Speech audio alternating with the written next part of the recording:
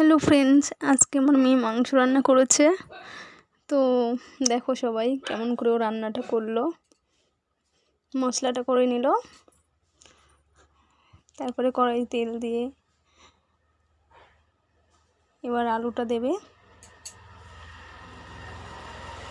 আলুটা ভাজা হচ্ছে, আলু ভাজা হয়ে গেছে। এবার আলুটা তুলে নিল।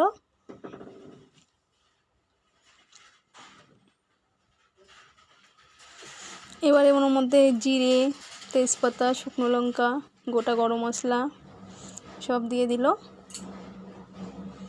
ওগুলোকে লাল লাল করে ভেজে তারপরে মশলাটাকে দিয়ে দিয়েছে।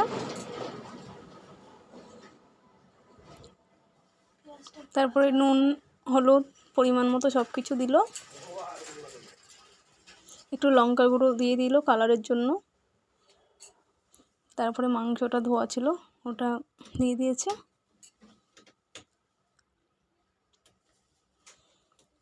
এবার মাংসটা একটু কষা হবে।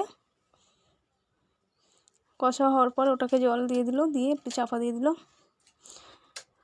সিদ্ধ হয়ে গেছে আলু মাংস সবটাই। এবারে নামিয়ে দেব।